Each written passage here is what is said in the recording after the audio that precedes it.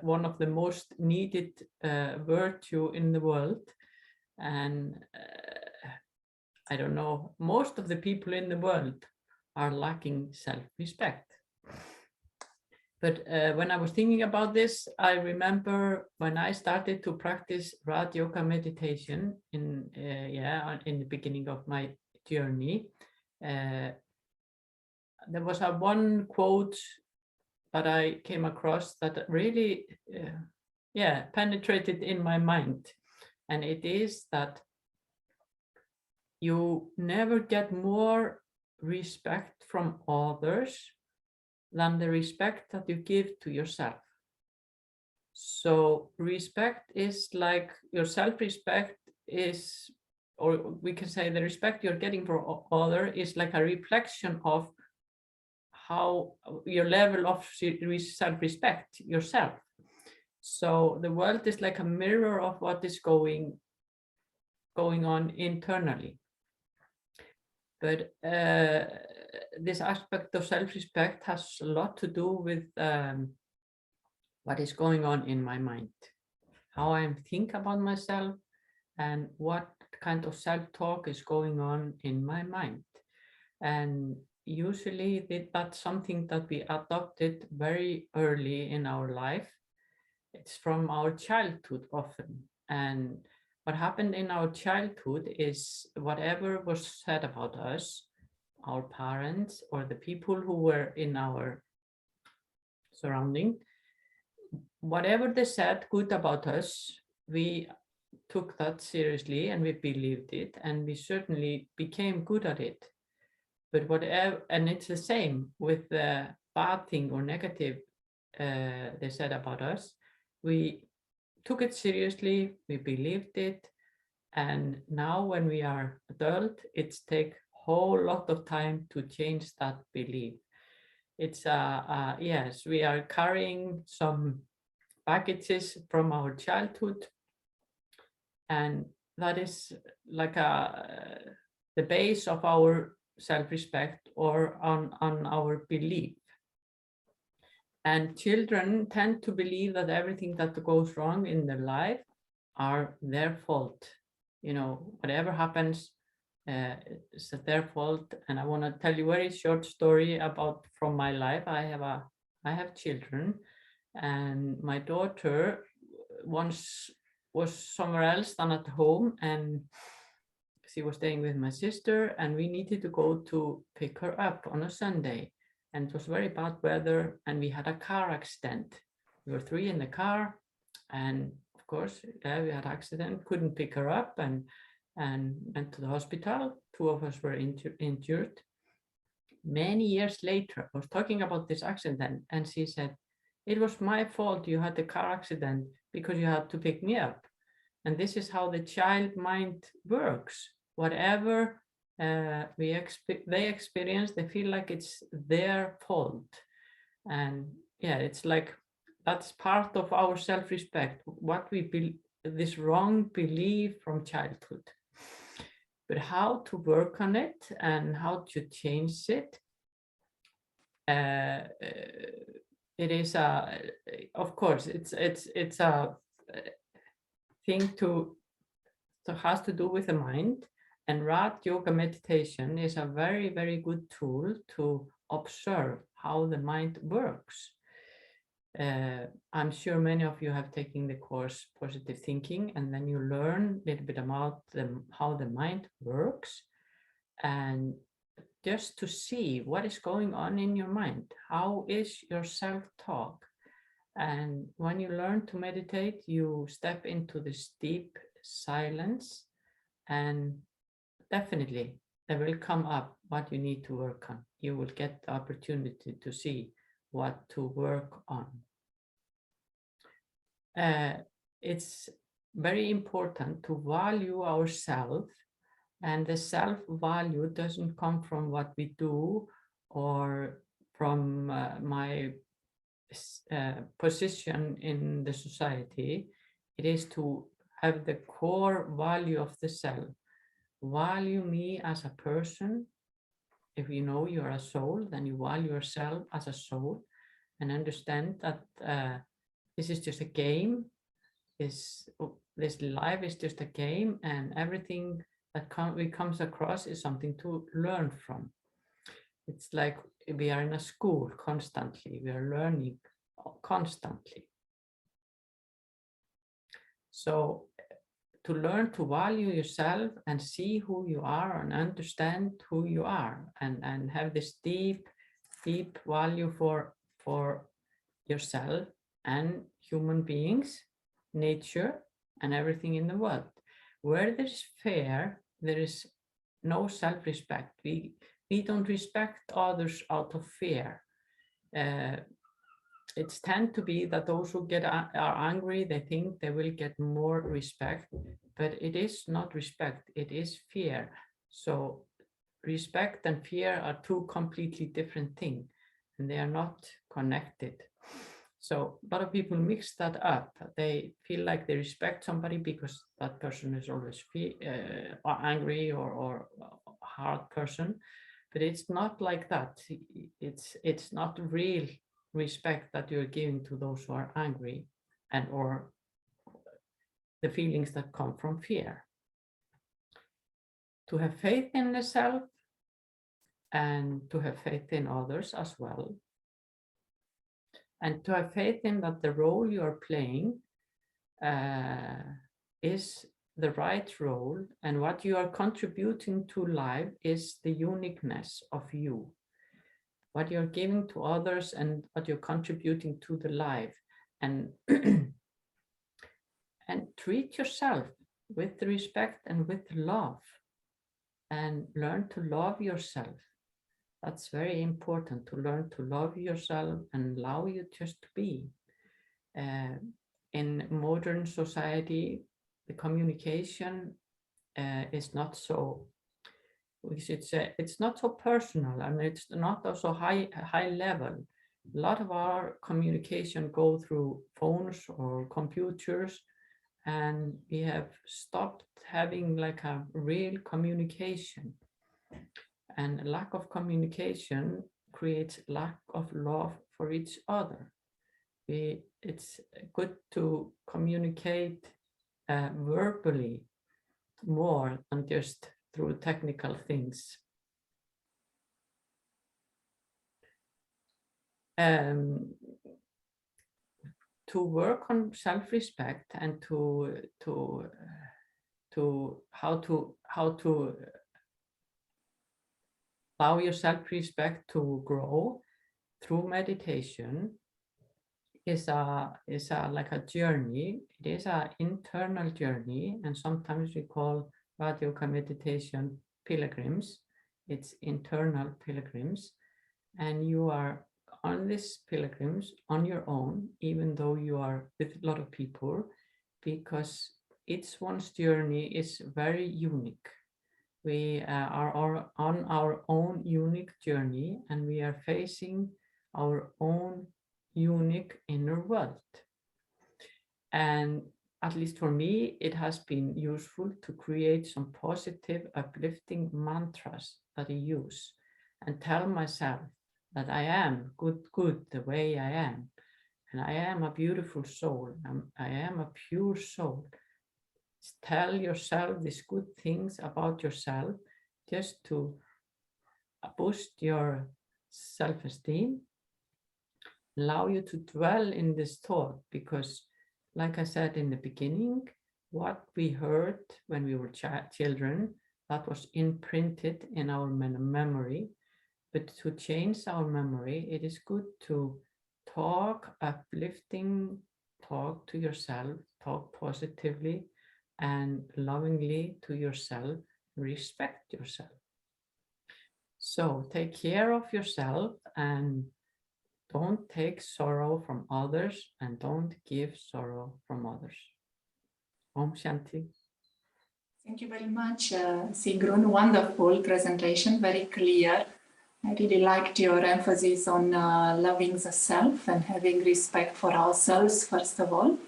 We will come back to this topic. Now let us hear from Viggo. Viggo Simonsen is based in Denmark, and he has been working in IT for many, many years. He's still a consultant for Ericsson. He has started his journey also many years ago in 1985, his journey of meditation. And he has been very active in supporting activities of Brahma Kumaris in Romania as well. So we are inviting Viggo now to give his perspective on self-respect, maybe 10 minutes. Would you like to come into sound, Viggo? If that is possible? From silence to sound. Is it loud enough? Yes, it's perfect. Good. Welcome. Thank you very much. Okay, so this is a very interesting topic, very deep, a bit challenging to cover in 10 minutes, I think. But I think for me, the main thing about self-respect is to realize that it is a natural property of me, the soul. Self-respect is something that is just as inherent as peace and love and bliss and happiness. It's a property of the soul, and when the soul is sort of complete, then there will be a natural self-respect. So when we experience any lack of self-respect, any issues related to self-respect, it is really just a sign of having lost that property, that quality. It has happened not overnight. It has happened over a long period of time, even more than one lifetime. So I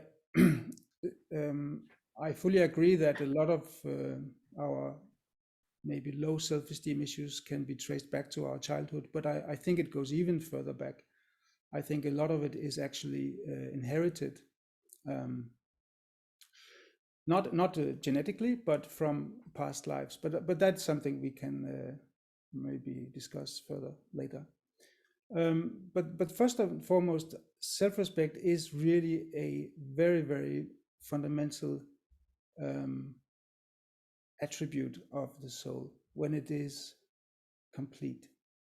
And so I think also that self-respect is so much related to security. And since this is the topic of this workshop or this program, 100% security, when we feel secure internally, then we will also typically have a high self-respect, and vice versa. People who have low self-esteem or low self-respect, you can often see that it is somehow related to a lack of security, a lack of faith in themselves.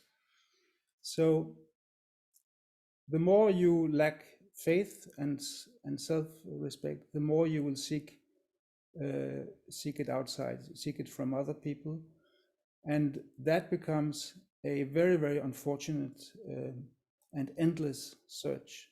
And coming a bit back to what Sigrun mentioned, if you have low self-respect and you are looking for that respect from others, then you will really never be able to achieve it, because this is a kind of law of self-respect that it's like chasing your own shadow. It will just keep running away from you. People are attracted to those who have high self-respect, and they give naturally respect to those who have high self-respect. And people who have low self-respect, they will also always be perceived as sort of weak and a kind of spiritual beggars. And no one is really naturally inclined, to give respect to people who don't have that self-respect. So it's really something that we have to repair with the help from God, of course, but it's something that we have to work on ourselves. We cannot, first of all, we cannot demand or expect any external respect if we don't have self-respect.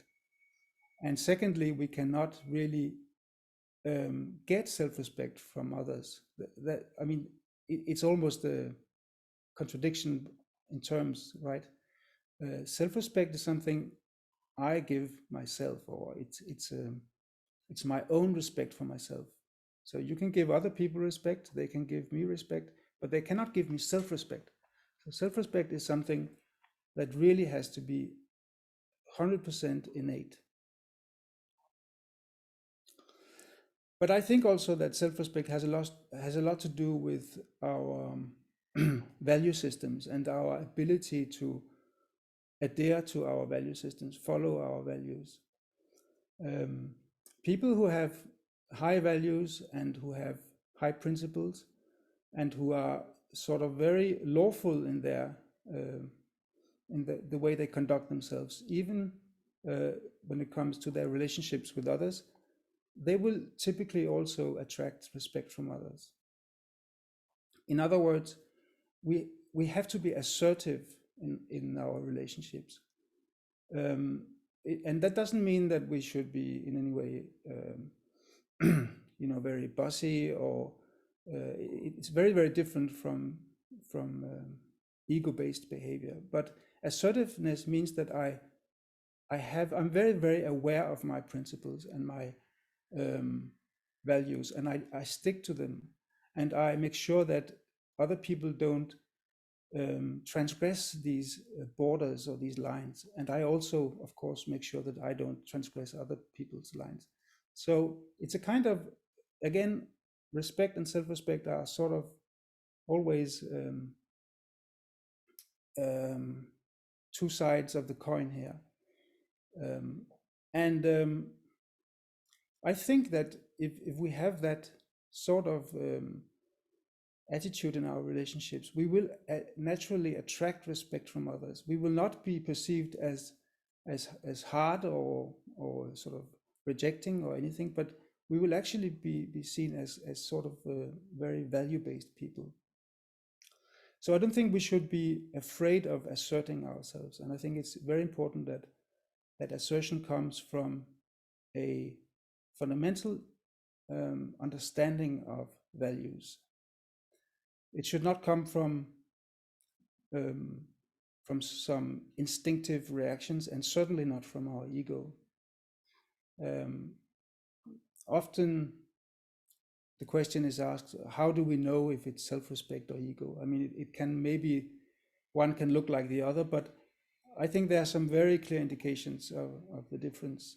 If we have ego, it will always be accompanied by fear. And if I act based on ego, it will always be sort of tense, and it will be in the shadow of some sort of fear. I will create fear in others, and I will also create fear in myself.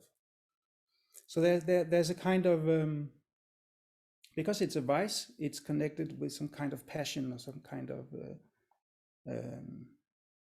agitation. But if I am assertive based on self-respect, there will be really no feelings or any or certainly no feeling of ego or anger or rejection. There will be a very, very cool mindset, and I will just do whatever I know is right, whatever, again, my actions and my relationships, my words, my thoughts are all based on knowledge, on understanding, on wisdom. So I think to me, self-respect is very much connected with that sense of lawfulness that we have. We develop that sort of intuitive feeling of when something is against the law or is in accordance with the law. And we always protect the law, sort of, because it's in our own interest, and it's also in the interest of other people.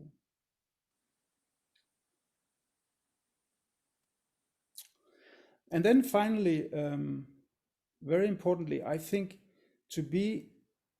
because I agree that there's especially in the Western world, I think maybe it's universal, but there is a very, very obvious lack of self-respect in many people. And it's something that is very difficult to repair on your own. And I think that it really requires the experience of godly love. I mean, you have to experience that godly love from the Supreme, which can give you that experience of complete security. love, security, and self-respect are so deeply connected. And that's also why you find that, you know, if people have been deprived from parental love in their childhood, it's very, very common that they will be this continuous search for external apprehension or acknowledgement and respect from their surroundings the rest of their life. And it's sort of a thirst that can never be quenched, because there's something that has been deprived from a very early age. So on a deeper level, I think if you look at this as a disease that has developed over several lives, we need the experience of godly love. We need to have that experience, and actually just experiencing that a few times, it can completely heal the soul and completely restore that self-respect from a broken state to a complete quality. So that is, of course, where meditation, yoga comes into the picture, and that's where the magic takes place, because otherwise it's a bit like with fear, and they are, of course, connected. It's very, very difficult to repair on your own, and that's why these deficiency syndromes, they are often lingering, and they are very, very persistent in people's lives.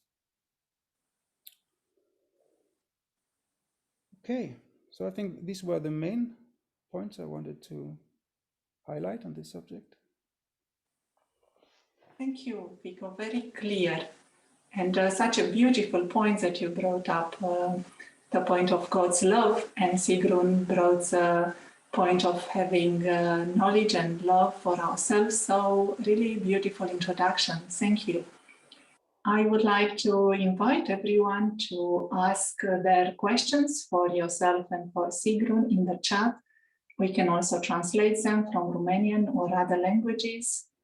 And maybe starting with a very simple question, and maybe one for Sigrun. Very simply, how do we identify the signs of low self-esteem? In today's world, everyone has so many possessions and relationships and holidays. How can we identify that there is actually a low self-esteem that we need to address? There are loads of signs that can show that you have low self-esteem. When I was reflecting on it, it's one of them is to lie, just to lie. If you have the need to lie, it's because you want to look good in other people's eyes, or you want people to see see you in a different view. And that is not high self-respect. That is low self-respect, because you want to be different from who you are. And another thing is like be how do you say it? To be like subservient to people or codependent on people. We sometimes don't see if we are codependent, but if we always put other in front and me in back, and I'm not truly in my heart happy with it, that is sign of low self-respect. But there are loads of signs, you know, if you can never say no, if you always say yes, even you don't want to say no, if you don't want to say yes, you say no to everything you are asked to do, and you don't have the courage to say no. That's one of the things that is sign. That's clear. Thank you. And now maybe the other question, and we can ask Viggo, what are the signs of good self-respect? How do I know that I'm making progress? And how can I really encourage myself, seeing that, yes, I do have more authentic self-respect and feeling of worthiness? How can we detect that very early? Well, one very clear sign will be that I will be very, very robust and stable in my relationships, meaning that no one will be able to say anything to me that can hurt me. I mean, I will be very resilient, very almost immune to any criticism or any anything bad that people may say about me or to me. And I will not be really looking for other people's acknowledgement or praise or respect. It will really have no importance in my life. I'll be indifferent. I mean, it's not going to add anything that was not there before, and it's not going to remove anything if it's not coming, if I don't get any praise or acknowledgement. It's really completely immaterial. So that will be very clear, because it will make all the difference in my mind whether I am in this continuous search and urge, or if I am completely relaxing within myself. And basically, I think, to have complete self-respect requires you to be fulfilled. You need a state of fulfillment. And if there's not fulfillment, then your mind will be fluctuating, and you will never really experience proper peace and contentment. And another thing I noticed, that people who have low self-respect, if it's quite extreme, then they will typically also have difficulties in accepting your respect. So even if you try to give them respect, they will sort of be a bit suspicious, or not being able to really accept it. It's a kind of self-destructive behavior, and you find the same thing with people who don't love themselves. And I really think that love for yourself and respect for yourself are, again, very, very deeply connected. And that's why I think that the experience of God's love can really restore my self-respect, because it's basically a question of security and love. Wonderful, thank you. And I think this question is related to what you are saying, Viggo. So maybe a question from Aldous. Can you give an example in which God's love helped you to overcome low self-respect? A practical example she is asking for a situation, a moment in your life when you felt that, yes, it was God's love that really helped me to overcome low self-esteem. But was that a question for me? Yes. Okay. I don't think low self-respect has ever been a big issue for me, but I mean, I started out quite early on this spiritual life. So I was 21, and so I think, and I had sort of these very profound experiences of love and bliss, and experiences in yoga from the beginning, which I think has done obviously there has been some sort of latent low self-respect. I don't think we can completely avoid that as an old soul. There will be, to a certain extent, but because I started so early, I probably never really had to face it much before it had been more or less repaired. And I think it is that yoga experience that has done it. It's not one concrete experience. It's sort of cumulative experiences over the years.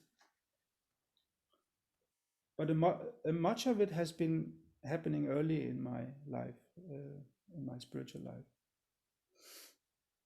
Thank you. And just a point made by the translators, we all have to speak slowly. This is definitely for Joanna.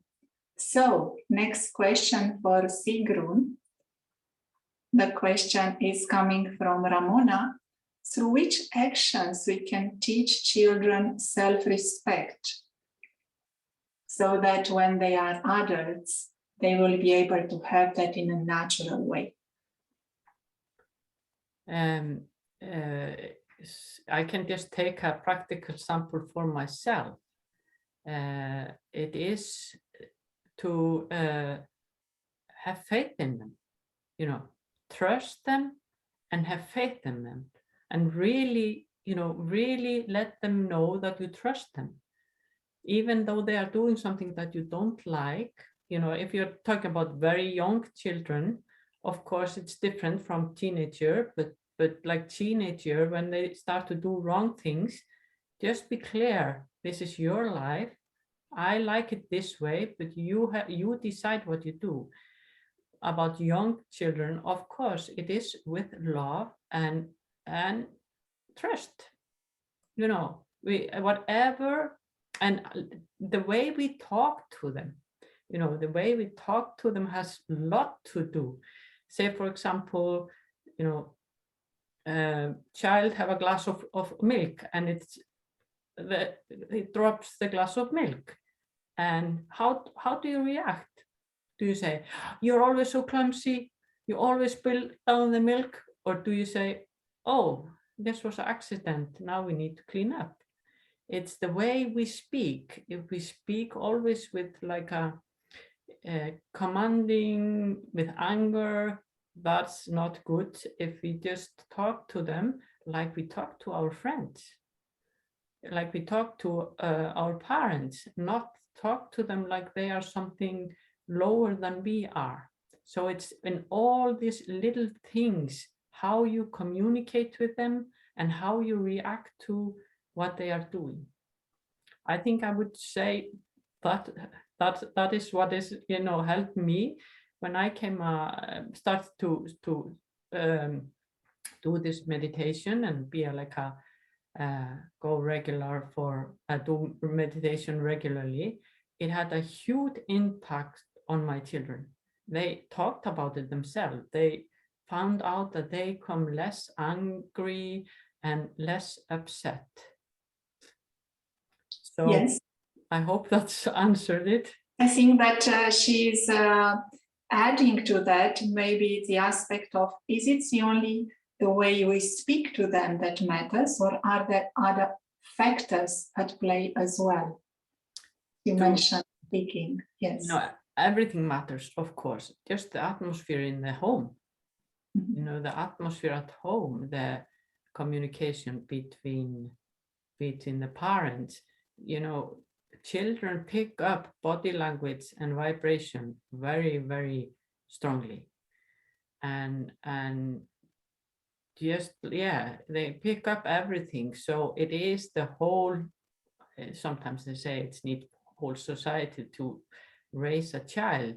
And of course, child can go through some bad experience outside the home, at school or somewhere else. And we cannot completely secure our children from a bad experience, but to remember that I am the main role model in my child's life. And how you treat yourself, if you have respect, the child will have self-respect. If you have respect for yourself. And sometimes I say, do you want your child to treat itself the way you treat yourself? And if I treat myself badly, that will, my child will do that with itself. So be a good role model. I'm not sure if I covered the question. I think so. I think it is clear. Thank you. And maybe one more question. We would like to have 5-10 minutes in breakout rooms where you will have the opportunity to meet with Viggo and Sigrun and everyone else and have a little bit of discussion on the subject. But maybe one more question. It was addressed to me recently. Maybe Viggo would like to give his view on it.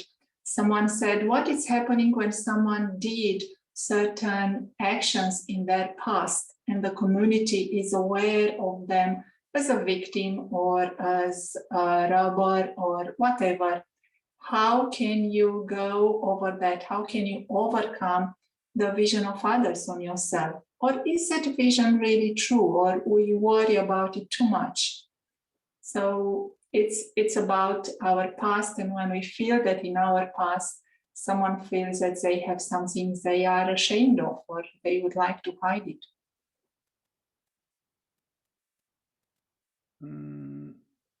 Not quite sure I understood. I mean, are you talking about your vision of some public people that you don't know personally? Or?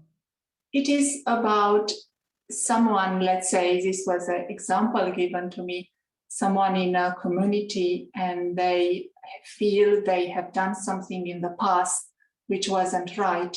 How can they regain their self-respect? Ah, okay. Well, first of all, to accept that, you know, we are not perfect, any of us. We do make mistakes, and it's sort of that's the condition of life.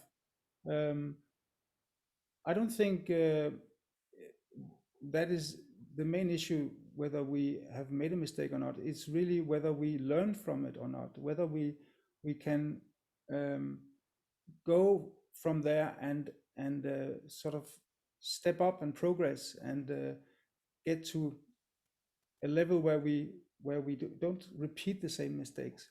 I mean, on any spiritual path, on any spiritual journey, there will be mistakes made, but preferably it should sort of always be on a higher and higher level. So you don't stay stuck on the same level. You should learn something from them. You should gain some more self realization, and then you should overcome whatever, you know, habit or tendency you have to make these mistakes. So as long as we can detect progress in our life, I think we can be happy. I mean, that's and we should definitely not dwell with the past actions. Whatever we have done is done. We cannot undo it. Just accept it as your part, and there was a reason for it.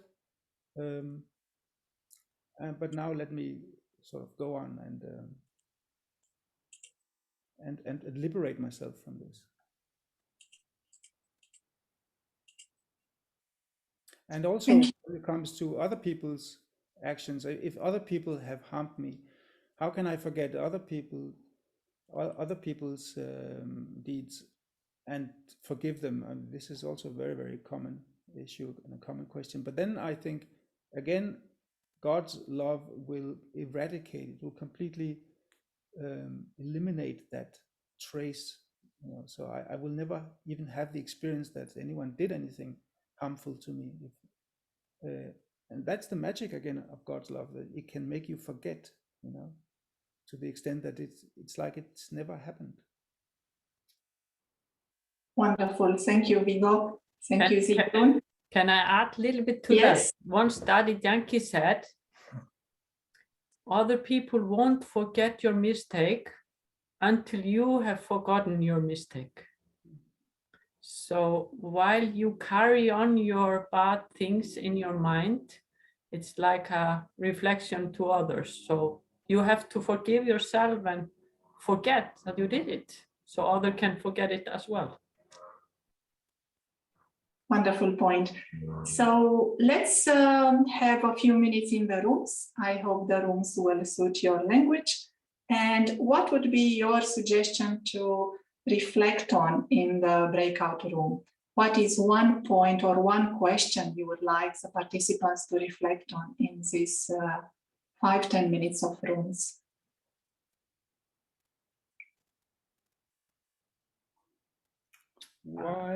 Why do I really need other people's respect and acknowledgement? Why Yes. is it something that just can grow from within?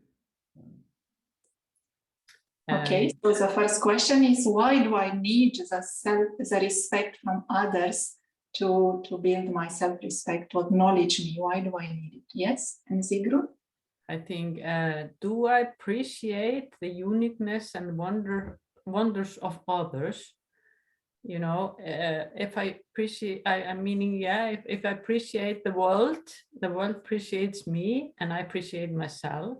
So I would like to throw out this question: do I appreciate myself, and do I appreciate others' uniqueness?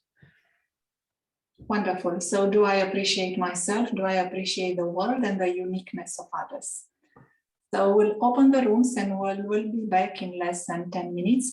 Enjoy your discussion. please feel free to open the video and see the others and have a face-to-face communication. And we will be back in 10 minutes. Will be some translation. The rooms are based on language. So you are in an English room, there is a Spanish room and one Romanian room. So enjoy.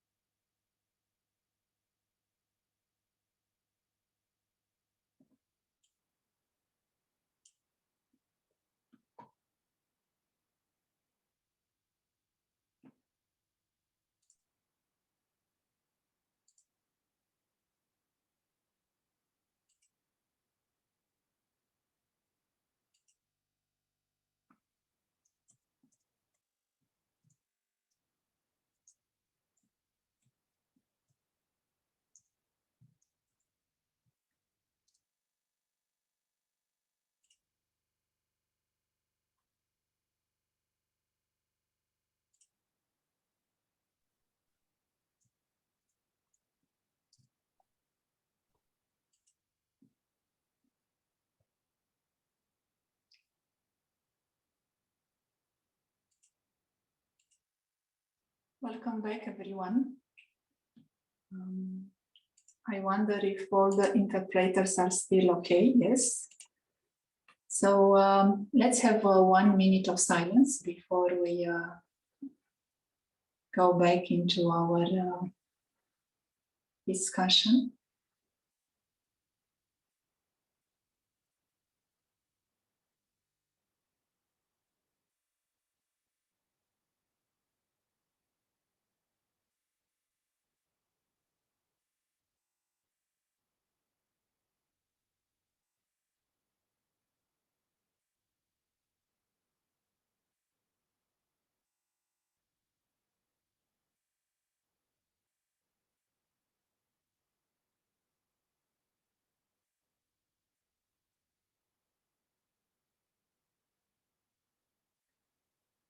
Thank you.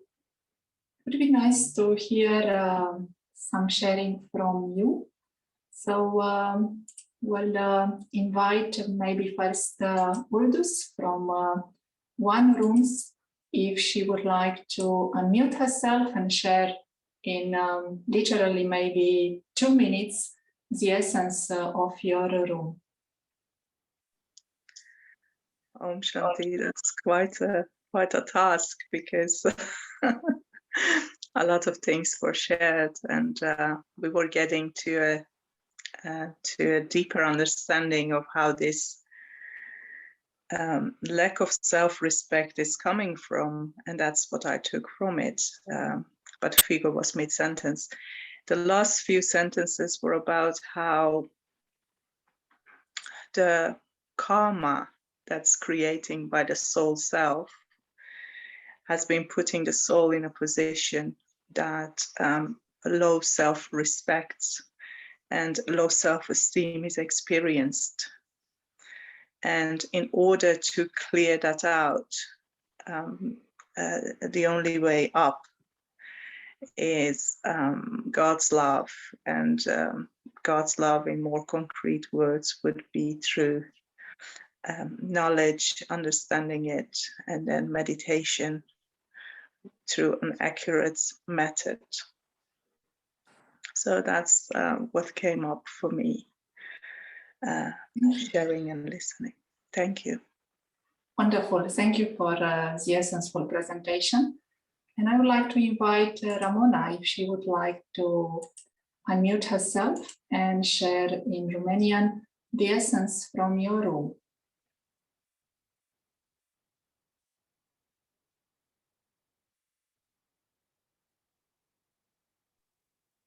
Om Shanti. Și în camera noastră a apărut ideea că doar iubirea lui Dumnezeu ne amintește cine suntem, și a apărut și o idee foarte interesantă că nu este greșit să cerem o părere celorlalți pentru care au o cunoaștere mai profundă, mai ales că noi în Yaghia, în această familie minunată, întotdeauna cerem direcțiuni, nu, și ne sfătuim cu profesorii, dar foarte important, întotdeauna suntem conectați la Baba, care ne îndrumă pașii și urmăm Mariadele. Om Shanti. The same message that God's love is the one that is supporting our self-respect, and also accurate connection with God to follow what directions we are receiving through the spiritual knowledge. And eventually would like to invite Enrique, if you would like to share 1 point from your room, the Spanish room, and we'll stop the interpretation for you just for a moment, and then we'll add you back. So, Enrique, Yes. would like to unmute. Yes, for me, the key point was love. And so the lack of love is what has made us lost our self-respect. So it's through love. And of course, love from God is the key now to regain that self-respect. Yep. Wonderful. Feels like one team, one message to the world. We all can accept and take this love of God, and that will solve many issues that human society currently have. Very beautiful. Thank you all, and would like to invite Sigrun and Viggo once again to add their final thoughts, and we can finish with meditation. So would Sigrun maybe like to start? Just your final comment. You are muted. It's better to unmute before I start. You know, I would just like to say, through silence, we're able to come closer to nature, to ourselves and the universal being, to connect to God.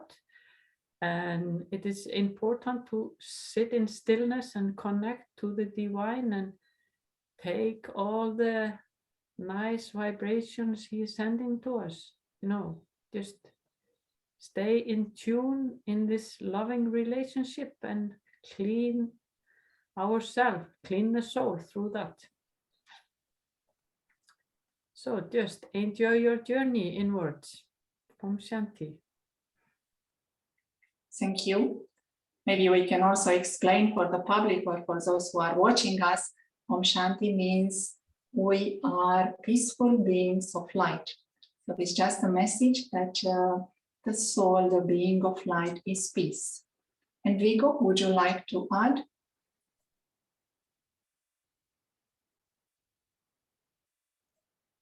Maybe just to conclude with maybe a nice image to keep in front of you, that you know, this is called Raj Yoga, what we are practicing, and Raj means king.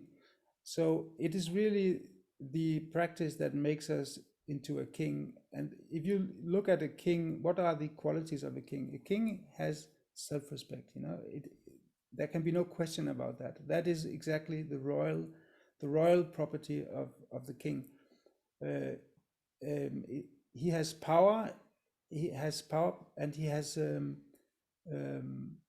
law in his hand, and he has a complete self-respect. I mean, he's not looking for any kind of praise or respect from his subjects. He's on the top. So as a spiritual image, I mean, this is not something that has to be understood in any worldly terms, but as a spiritual image, this is a very good vision to keep in front of us. We should behave like a king. We should have that royalty, that self-respect should come really from within. This is a very beautiful image to finish with.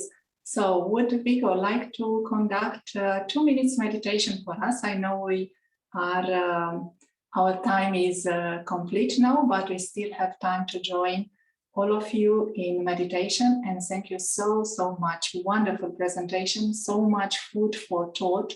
Thank you, Sigrun, thank you, Viggo, and thank you everyone for joining. And spread the vibrations of being 100% secure and 100% sure of your self-respect. Thank you all.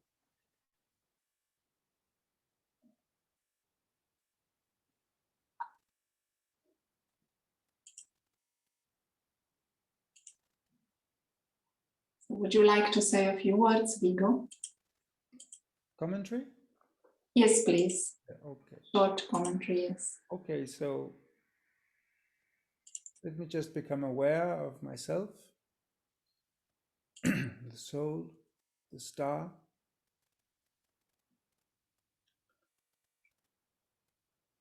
located behind my eyes.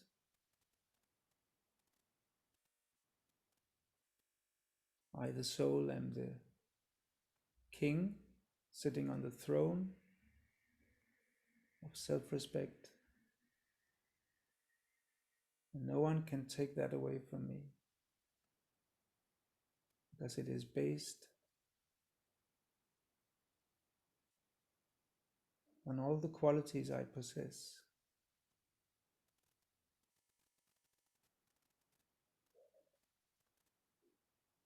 I don't have to defend or pretend. I just have to be what I already am.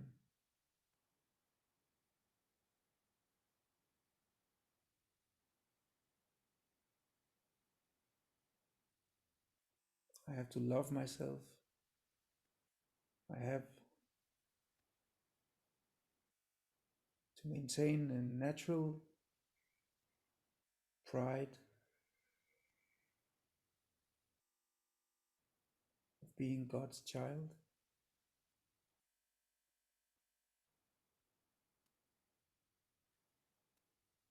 And everyone else will love me and give me respect as a result of that.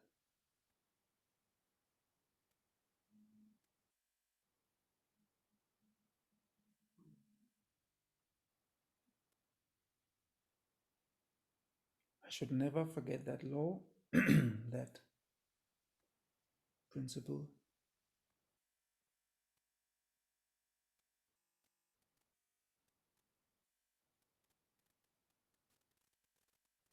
Never become subservient, never beg.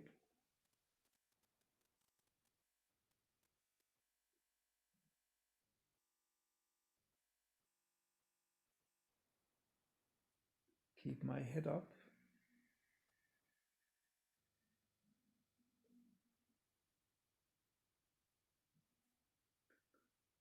Be generous and respectful to others. And humble.